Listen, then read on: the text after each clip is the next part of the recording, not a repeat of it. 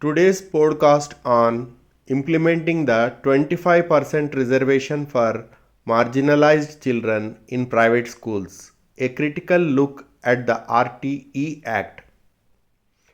Hello and welcome to today's episode on Dravidian News TV. In this podcast, we are going to dive into one of the most significant educational reforms in India, the 25% reservation for marginalized children in private schools under the Right to Education RTE Act. While the policy has been introduced with the noble aim of ensuring the children from disadvantaged backgrounds get a fair chance at quality education, its implementation has faced significant challenges. Today, we will explore the current status, the hurdles in its path, and how we can take collective action to make this initiative work better for our children and society. Purpose of the RTE Act and 25% reservation.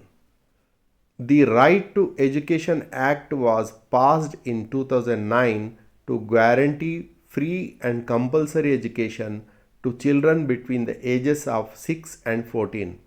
One of its key provisions mandates that private schools reserve 25% of their seats for children from disadvantaged sections, including those from scheduled castes, SC, scheduled tribes, ST, other backward classes, OBC, and economically weaker sections, EWS.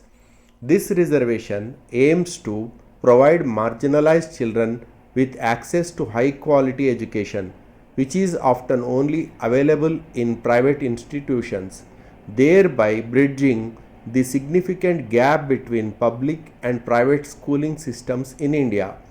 For many, this is a lifeline, an opportunity to break out of the cycle of poverty and discrimination through education. However, despite its potential, the implementation of this provision has not been without its flaws. While the policy looks good on paper, its real world impact has been far from ideal. Challenges in implementation. Number 1, lack of awareness. A major barrier is the lack of awareness among both parents and school authorities about the reservation process. Many eligible families are either unaware of the policy or do not know how to apply for admission under the reserved category. According to a report by the National Commission for Protection of Child Rights, the lack of adequate information and outreach programs means that many children do not get the opportunity they are legally entitled to. Number 2, slow and inconsistent reimbursement.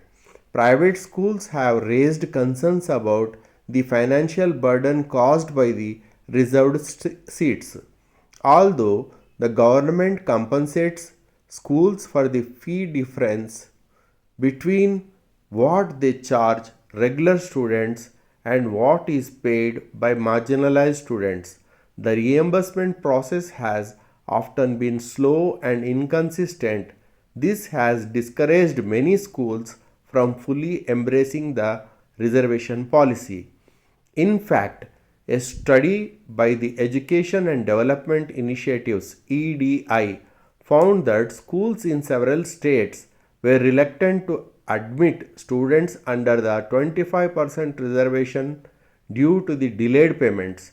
This undermines the policy's objective and creates a significant financial and operational strain on schools, particularly small private institutions. Number 3, geographic disparities. Another issue is the geographical imbalance in the implementation of this policy. While private schools in urban centers have more resources, many marginalized communities are located in rural areas where such schools are sparse. According to the National Sample Survey NSS, only 27% of rural children attend private schools compared to 53% in urban areas. This creates a disparity where rural children are unable to access the benefits of this reservation due to lack of nearby private institutions. Number 4. Quality of education. The policy guarantees access to private schools, but it does not always ensure a quality educational experience. Many marginalized children face challenges in adapting to the competitive environment of private schools, which may have a different academic standard and infrastructure. Schools are not always equipped to provide additional support, such as tutoring or counseling, to help these students succeed. A report by the UNICEF noted that educational integration for disadvantaged children remains a significant challenge even when they are physically enrolled in schools. The way forward, actions for effective implementation. To ensure that the 25% reservation under the RTE Act delivers on its promise, government officials, social activists, and education stakeholders must take the following actions. Number 1. Increase awareness and outreach. One of the most important steps is to increase awareness about the policy, particularly in marginalized communities. The government should initiate community outreach programs and information campaigns through local media, schools, and community centers, empowering parents with the right knowledge about how to apply for the reservation would be a game changer. Number 2. Streamline reimbursement processes. The government must work to speed up the reimbursement process for schools. The delays in financial disbursements have discouraged many private institutions from participating in the reservation scheme. A well structured, efficient payment system is crucial to prevent such operational roadblocks. If the government can ensure timely payments, private schools will be more likely to embrace the policy. Number 3. Infrastructure expansion in rural areas. The government should focus on expanding the availability of private schools in rural areas. This could include offering incentives for private institutions to open branches in underserved areas or increasing the number of subsidized private schools for economically weaker sections. Additionally, ensuring better transportation options for students can also reduce geographic barriers. Number 4. Ensure support systems in schools. While enrolling marginalized children in private schools is a step forward, ensuring their academic success requires a more comprehensive approach. Schools must be better equipped to integrate these students, providing additional academic and social support.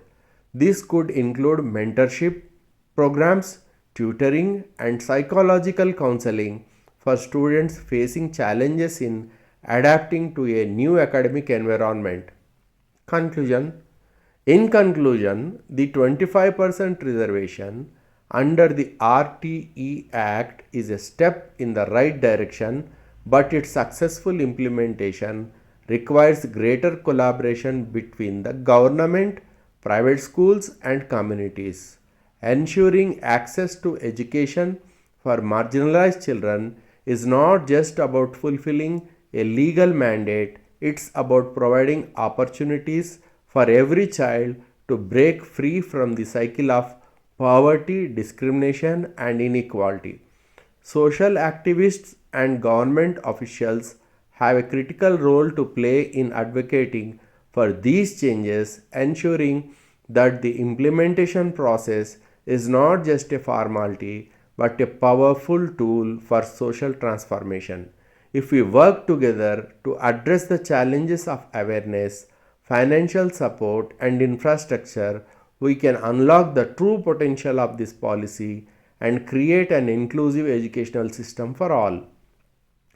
Thank you for listening to today's episode. We encourage you to engage in the conversation and share your thoughts on how we can better implement the RTE Right to Education Act for marginalized children. If you found this podcast insightful, please share it with others and don't forget to subscribe for more discussions on issues that matter. Do you believe the 25% reservation policy can change the educational landscape for marginalized children? Join the discussion in the comments and let us know your thoughts. We encourage social activists, government officials, and parents to share their experiences and ideas to improve the policy's impact. Together, let's make education accessible to all.